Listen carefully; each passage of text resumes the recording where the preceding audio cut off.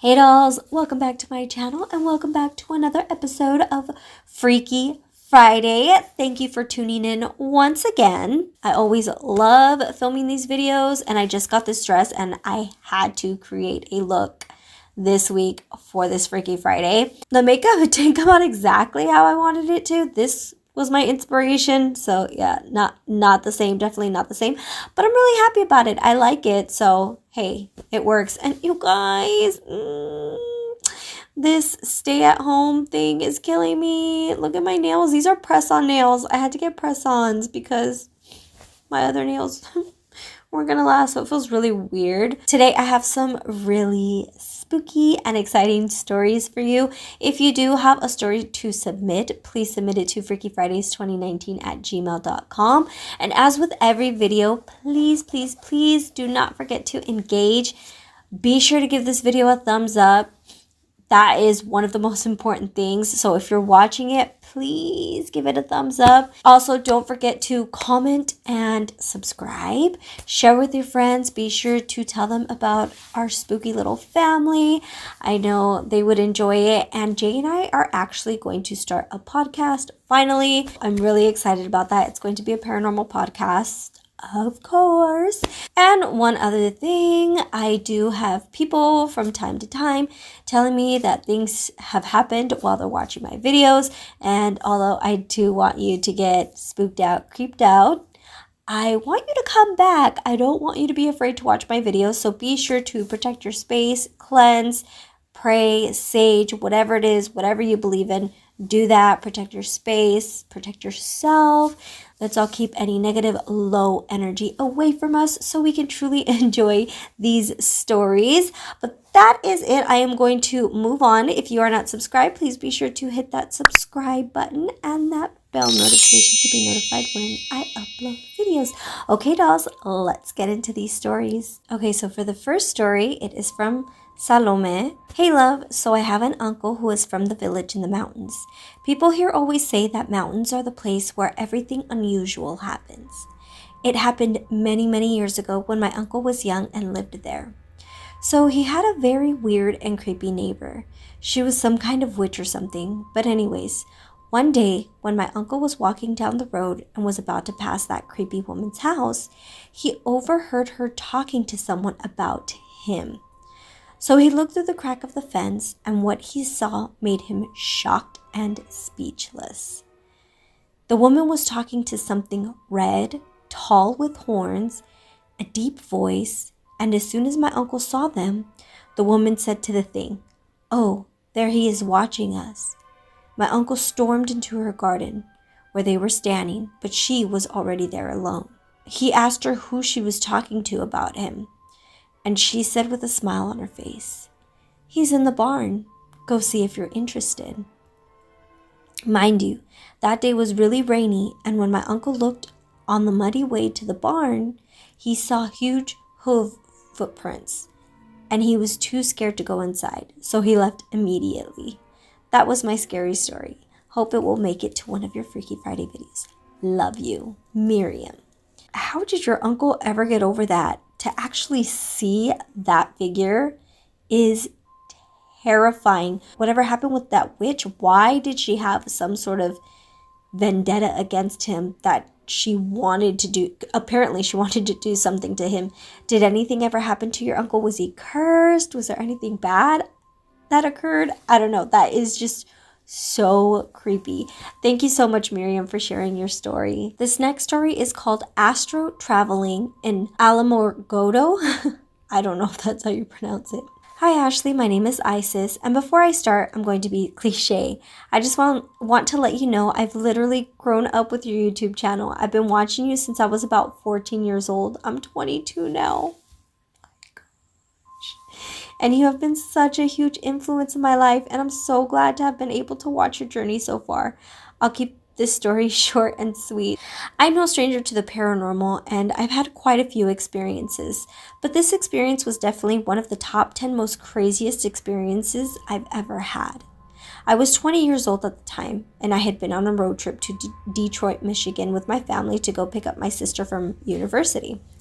Just a quick note, a whole lot of paranormal things happened on this trip. Damn tiny towns with old hotels.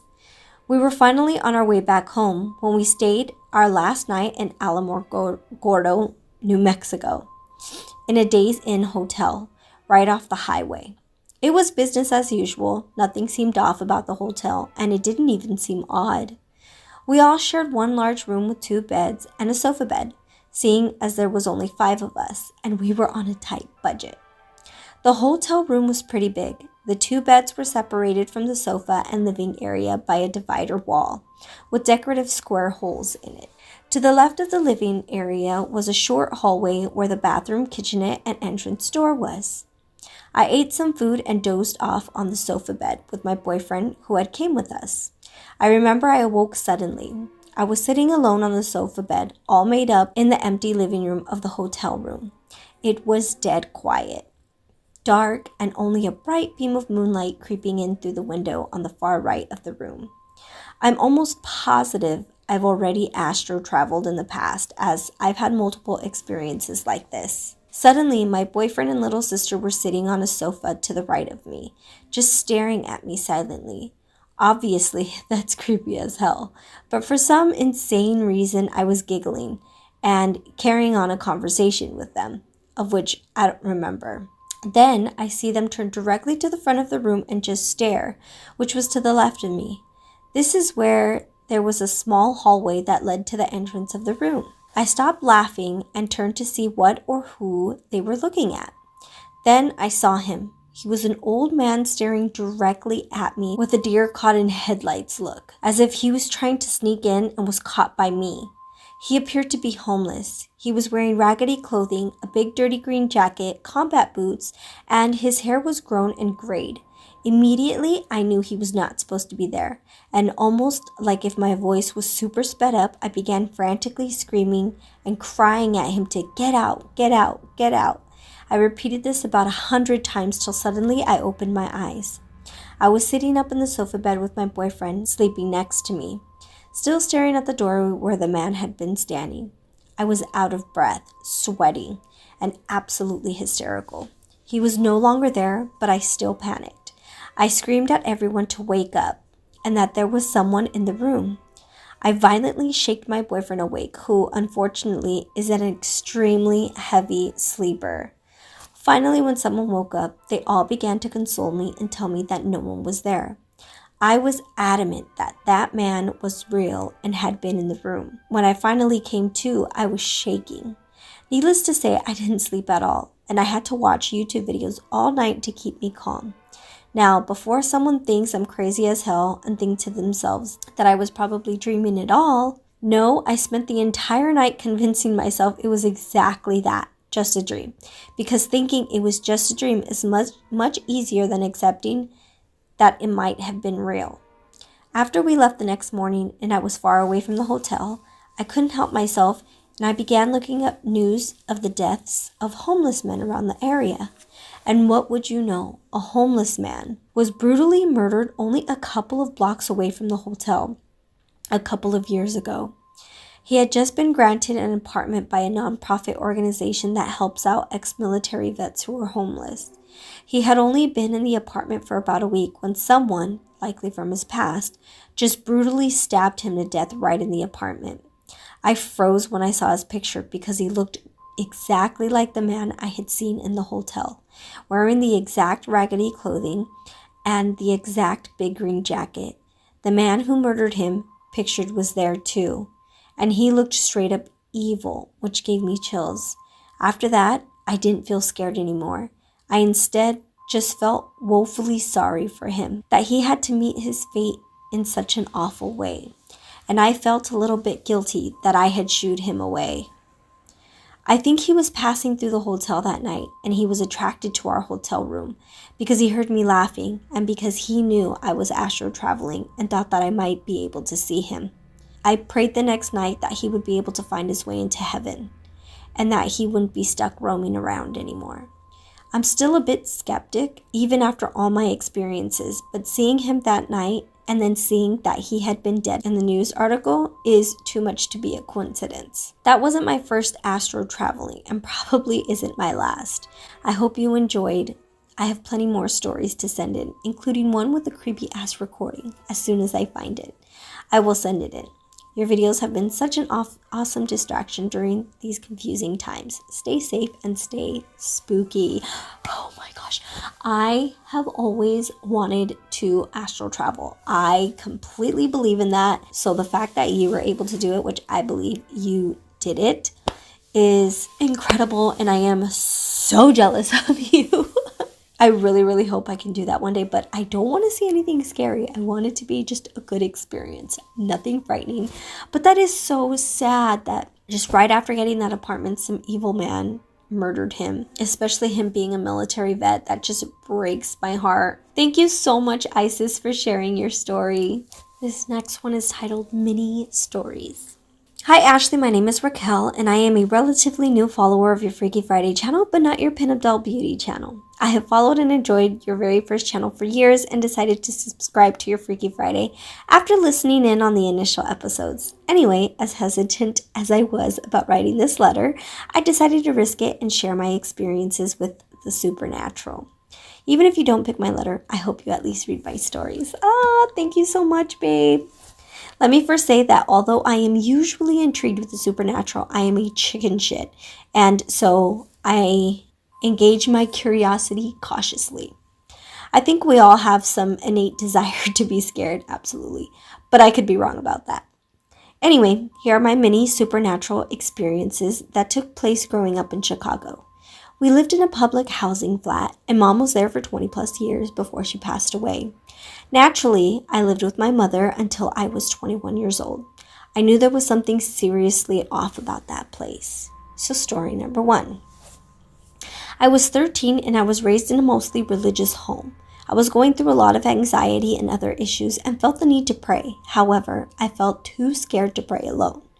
I went into my brother's room where he was napping and asked if I could stay there while I prayed. He didn't mind and drifted off to sleep. I started praying, and 2 minutes or so into praying, I literally felt the entire right side of my face and body turn ice cold. The room was a comfortable temperature, and I only felt it on my right side. I then heard a very clear, audible voice that said, "Shut up." For some reason, I wasn't afraid. I remember my crazy self telling it, "You shut up." And I started to pray more and invoking the name of Jesus, etc. It's not only left, but the temperature went back to normal. What the hell? Oh, fuck no. I wonder what that was. Story number 2. Many years after that incident, yes, in the same apartment, I was about 17 and felt something so uncomfortable in my room. It was the back room, and there was always something funky about that room. This particular night, I felt a heavy, evil presence in the center of the room, and this feeling of being watched. It was so heavy that I decided I was not going to sleep in my room that night, and instead decided to sleep in the sala, which is the living room. Every night thereafter for 3 nights, I would try to sleep in my room, feel a heavy, evil presence, and have to get up and leave. By the 4th night, the heaviness and presence was lifted, and I was able to sleep again with no problems. Wow, I wonder if that is that same creepy thing that told you to shut up in the first story. One summer, I was around 20 years old. I was asleep on my bed when the corner of my head started to shake up and down violently, as if something put their hand there. I literally woke up, but I could not open my eyes for as hard as I tried. I knew I was awake and aware, but it was as if something was weighing my eyelids down. As soon as I was able to open them, the shaking stopped instantly, as if nothing happened. I know I was not dreaming. Oh no, you have way too much going on, girl. Story number 4. Finally, another time I was sleeping in on the weekend and was awakened to fingers touching my arm that was sticking out. I felt the tips and could make out the shape, and they were not human at all. Again, I tried opening my eyes. I was unable to. When I did, it stopped. Needless to say, I rarely slept in my room, and believe it or not, at 20 years old, would often sleep with my mom. It was either that, sleeping in the living room, or spending the night at other people's homes. Unless I had no choice and had to sleep in that room, I would have my door open. the radio on, and the closet light on as well. There is so much more crap that happened in that apartment. Back then, we had no way of knowing the history of the people prior to moving in or information about the prior tenants. All I know is that I'm glad I don't have to see this place anymore. I do hope you choose my experience to share in your Freaky Friday series. As always, continue being your beautiful, strong self. And thank you for the great content you give us. Fingers touching my arm that's sticking out. That is exactly why I never let my foot stick out or my arms stick out of the bed, because I always feel like something is going to like pull me down and take me away. So it sounds like you have a lot of paranormal stuff going on. So please send all of it. I want to hear all about it. These stories, even though I love these little mini stories because you get so much in one. So thank you so much, Raquel, for sharing your story. This next story is titled Freaky Friday Story from Germany. Hi, Ashley. My name is Nicole, and I'm from Berlin, Germany. Hi. You are really such an inspiration to me. I am addicted to your videos, especially the Freaky Friday episodes. I am sorry for the long story. I'm really trying to keep it short. Guys, please don't apologize for long stories. I love them, and all of my followers love them. They're incredible. So thank you so much, and I love you. I am a very spiritual girl who experienced a lot of weird things over the years, and I always thought I was just imagining those things. Up until there were a few situations that also included other people, like my friends or my family. I'm excited to share my creepiest one with you today. A few years ago, my dad and my uncle bought an old vacant inn in order to make rental apartments out of it. They tore down walls of the former dining room and guest rooms, pulled up new ones elsewhere, refurbished everything, and once they were finished, I was one of the first lucky people to move into a nice apartment with my then boyfriend. A few days in, I used to feel like I was being watched. I saw shadows passing by, heard voices in the night, just felt very uncomfortable, and hated being alone there. For some reason, I didn't speak to my boyfriend about that and was just telling myself that I was, as usual, imagining it. Some nights later, I woke up in the middle of the night. I opened my eyes and saw the silhouette of a little girl standing next to my side of the bed. I was so scared and started screaming, waking my boyfriend up. He turned on the light, asking me what happened. I didn't want to make him feel uncomfortable, so once I was able to calm down, I went, "Oh my God, I am so sorry. I think I woke up from a bad dream. Sorry, I'm okay." He seemed relieved, laughed, and said, "Oh my God, you scared me. When I woke up, I thought someone was standing on the bed." I literally could feel how pale my face got in the moment. Well, after that, I told him about the little girl. I never saw her again, but did never feel comfortable and safe in this apartment. I broke up with my boyfriend a few months later. The jerk cheated on me and ended up living there on my own for a few months. Now, I don't know how I even managed that. I eventually learned that I wasn't the only one experiencing strange shit in that house. Also did some research, but didn't find anything. Hope you enjoyed my ghost story. Love you, Nicole. First of all, that guy's an idiot for cheating on you, so I wish he would have seen the ghost. That way he could have been creeped out. But I'm happy that thing didn't mess with you, aside from scaring you at night. Thank you so much, Nicole, for sharing your story. This next one is titled, Don't Want to Be Shown. Hi, Ashley. My name is Margarita Piña. I'm from Rockford, Illinois. I'm new to your channel and I love your Freaky Friday. Oh, thank you for joining us, babe. Keep it up, chica. I have a story for you that my dad told me and my family. My dad works on a second shift, so they get out pretty late. When it was time to leave, he told one of his workers to turn off the machine and lights once he was done. The man thought he was all alone when he seen from far someone standing. He yelled at him to turn everything off, but he ignored him. So he started to curse at him, and that figure turned around and had this evil look with bright eyes. The man took out his phone and took photos of the figure. He had then told my dad that he had seen someone and explained to him what happened that night and showed my dad the photo of it. My dad was speechless on what was seen on his phone. Weeks later, the man started acting strange, so my dad was trying to figure out what was going on with him. And he told him that things have been moving around in the house. Lights are going on and off, and he feels like someone is following him. My dad then told him he needs to delete the photo he has on his phone and hope whatever evil thing is haunting that image stops bothering him. I really wish I had a photo of it to send to you, but that's my story. Thank you so much for sharing my story. I have heard this quite a few times that sometimes if you take photos of like a bad spirit or an evil entity, it can attach itself to that photo even though it's in your phone. Definitely you do not want to take photos if you happen to see something like that, because you do not want to allow it to follow you or bring any negative energy into your life. So just do not do that. Thank you so much, Margarita, for sharing your story. This next story is from Blanca. Backstory. Ever since I was little, I would always see my mom at night asking me to follow her. However, my mom was and still is alive. I would speak to her asking her what she wanted and where did she want me to go. She would never talk. She followed me to Mexico once and she was moving things in the closet. I kept asking what she wanted and still no answer. Once I moved to a new house at age 15, it was no longer my mom that I would see. I would start to feel a young boy.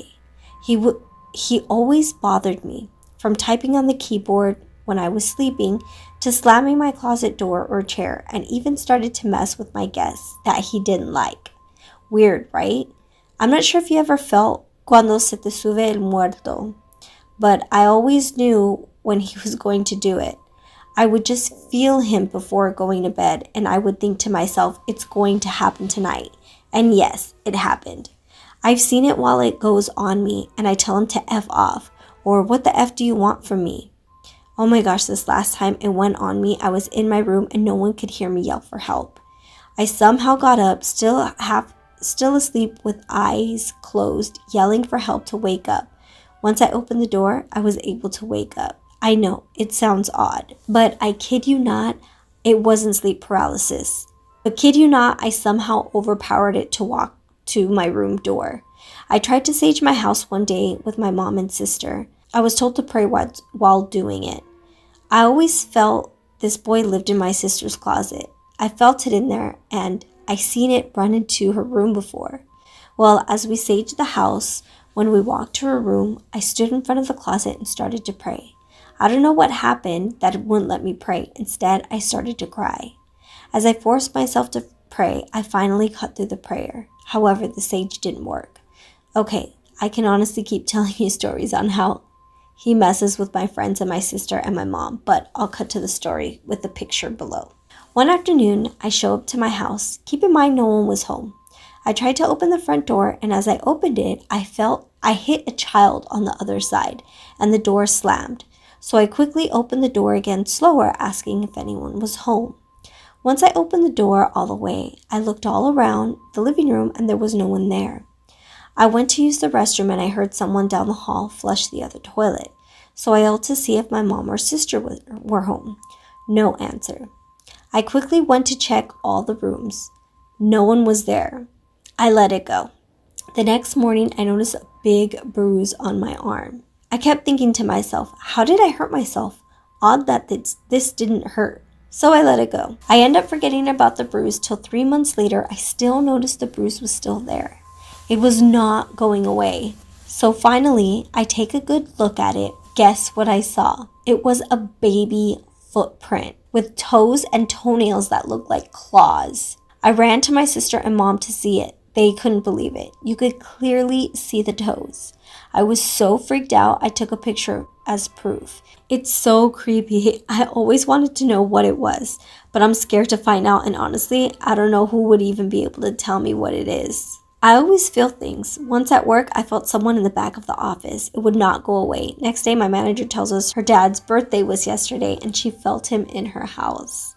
I told her I felt someone next to her desk all day, and I think it was him. She cried, saying it had to be him. Thank you for reading. Username Cali Queen B, Bianca M. Oh my gosh.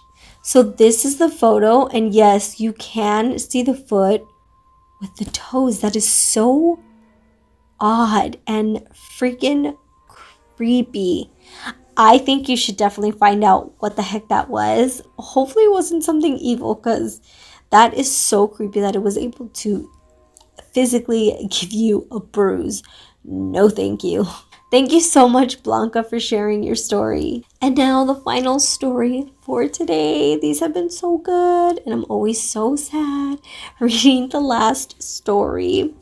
This one is titled Hands from the Other Side. Hi, Ashley. I'm Brooklyn, a new subscriber to both of your channels, and I love this content. Oh, welcome aboard, babe. Thank you so much. But it's time to tell my experiences. Both are longish. Ever since I was born, my grandpa was my father figure. I was his Minnie and would follow him around like a lost puppy. I would scream when men, other than him and my uncle, would hold me, so to say the least, we were pretty close. I lived with my grandparents until 2012, when I moved into the house I live in now. Later on that year, he passed away. That completely shook my world. Over the years, I would heal from the heartbreak, but I still made sure my papa lived on. Eventually, my senior year of high school, I fell pregnant and I hadn't known for 3 months. But a week later, I had lost the baby. I cried, begged, and pleaded that this was reversed. A couple days afterward, I was in my bedroom crying, and then I felt something put its hand on my back and gently rub it. I knew it was my papa from the way I felt the pattern of series of pats. I knew in that moment my baby was going to be with his great-grandpa and be just fine. I couldn't sit around anymore. My baby was going to be okay. Then when I graduated months later, I could feel the sun shining down on me. I knew my baby and my papa were watching me. I was ecstatic that they were experiencing this happy moment with me. Oh, it always just warms my heart and breaks it at the same time when you guys talk about your grandparents, because that's exactly how I feel about my grandparents. But you know, my grandpa passed away and it's been really difficult. So I get joy listening to your stories about them coming back and seeing you guys. Now to the second story. My uncle, my grandmother's brother, that I mentioned above, was another man in my life that was so special. Now this man was talented in more ways than one. He could fix your car with a couple tools, talk your ear off, and give you more advice than you asked for, but he was great. Over the course of my life, my uncle became a double amputee and suffered a couple of strokes. There was a change in his physical appearance, but his Spitfire spirit was still the same. He became sick late 2019 and early 2020 until his death of February 1st. I'm so sorry for your loss, my love. We knew his time was coming, so all of the family were preparing. My older cousin and I planned to go see him the morning he had passed, but we were too late. Here's where it gets a little freaky. Around the time he passed, I had woken up to use the restroom. I walked across the bathroom, and I left the door open since nobody sleeps upstairs in my house but me. I could feel something in the kitchen, and I could make out the silhouette of something, but I was too tired to focus in the dark, so I washed my hands and headed back to my room. I sleep with the bedroom door closed, but for some reason I left it open like an inch. I felt something come into my room, although I knew something was up, but it didn't feel alarming, just comfort and loving. I called out, "I love you and be safe," as I felt something shake my head. I could tell it was my uncle. He's the only person that would shake my head as a child and ask when I was going to do something with that bird's nest on top of my head. I had said my goodbye and was comfortable. But at the funeral, there wasn't a dry eye. And at the end, a woman came in yelling my grandma and great-aunt's name. I turned around and seen this woman in pictures with my great-grandparents. When she spoke, I heard my grandma's voice, and I couldn't be sad anymore. It was so crazy, almost everyone stopped crying. Thank you so much for taking time to read my stories. Keep up the positive and loving vibes. Brooklyn. Oh my gosh, that is so sweet. You have 2 family members watching over you. I'm so sorry for your losses, my love. I hope you heal as best as you possibly can, but it's absolutely sweet that they are coming back to visit you. I love reading stories like these. They always just warm my heart. So thank you so much, Brooklyn, for sharing your story. Okay, dolls, so that is it for today's stories. This is the final look, as you can see. And now we're going to move on to the outfit and hopefully unspook you guys a bit.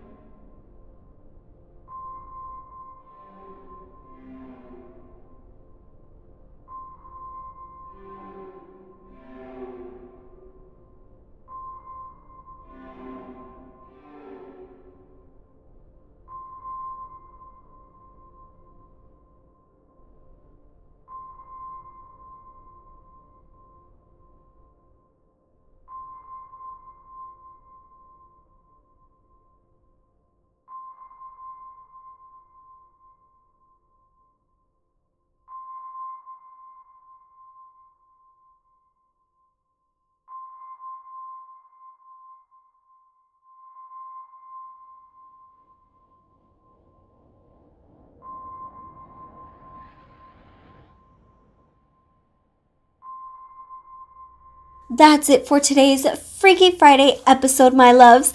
Comment down below. Let me know which story was your favorite story. And if you have a scary, paranormal, or extraterrestrial ET story, then be sure to email them to freakyfridays2019@gmail.com. Thank you, dolls, so much for your continued support. I love you. Don't forget to like, comment, subscribe, engage. And that's about it. I love you, dolls, and I will see you soon. Have a Freaky Friday. Bye.